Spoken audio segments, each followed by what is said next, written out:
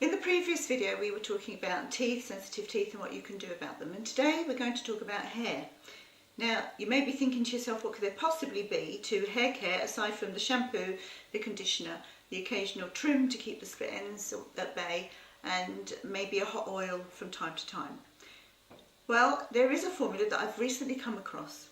Now, just as the coconut oil proved to be a golden nugget of knowledge, so too I've come across recently some old recipes that talk about hair care, and I decided to experiment and try them out, and you know what, they work. They really do work. So I'd like to share this information with you because maybe it will help you too. I wonder if you're a bit like me. Although I've been using the coconut oil since 2004, doing all that I could to help my hair and my body, there are sometimes you find that there are missing links. You know that the oil is helping, but you feel also that there should maybe be something else to accelerate it or to make it work more efficiently.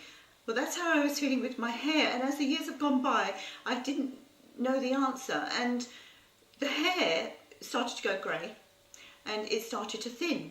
And I think this was due to the fact that every time I was using a commercial hair product, it felt great, it felt full for a week or so afterwards, but as the weeks went by, it would start to get thin again. And you know, I could swear that each time it became thinner than the previous time and the previous time before that. So that's really what spurred me on to start doing research on hair and to find out what could possibly be the answer. Anyway, so like I said, came across these recipes. So how does it work? Well, it's a little bit long-winded, but it's well worth the effort. And what happens is this: the night before, you can put the coconut oil through your hair as a deep oil massage, massage it in, really using the pads of your fingers, massage it in and leave it on until the morning. And in the morning, when you come to shampoo it out, don't add water to your hair. Get the neat shampoo, rub it in between the palms of your hands and massage that through your hair from top to tip, and then use the water to rinse it out. Now once you've gotten rid of the soapy, the sudsy formula, what you want to do then, if you're trying to get rid of your greys, is to use household coffee. That's right, coffee. You just make yourself a cup of coffee, use it double strength, let it cool, and immediately that you shampooed your hair, rinse that through your hair, using 2 jugs, using one to pour, one to catch the substance, and then re-pour it through your hair. And if you can, try to re-pour it through your hair for maybe 10, maybe 20 minutes or so. Now, the secret to it is immediately after that, is to then use an acid rinse. And in this recipe it talks about vinegar. Now using 1 part vinegar to maybe 2 parts of water, or even more water if your hair is particularly dry, using that as an acid rinse, that formula, rinse that then through your hair using 1 jug to pour, the other jug to catch, and alternate the jugs, rinsing it through your hair, and then after that a conditioner if you need an extra conditioner. Now why does this work? What is the scientific basis for it?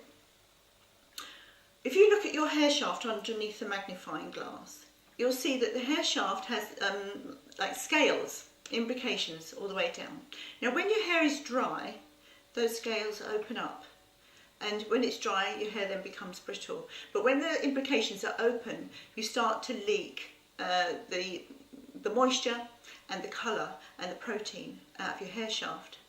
So what you're doing is, by adding a coffee rinse after you shampoo, you're putting a colour back in to the main core of the hair shaft.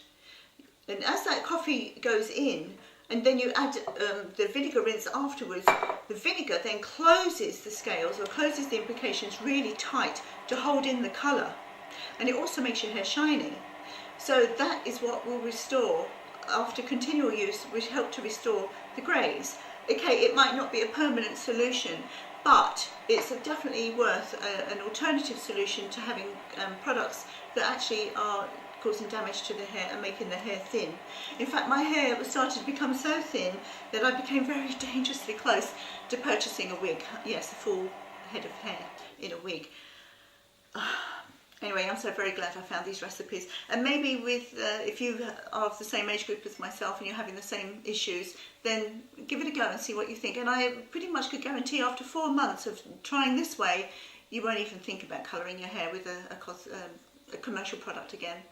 Anyway, that's it on the hair. Enjoy. Bye bye.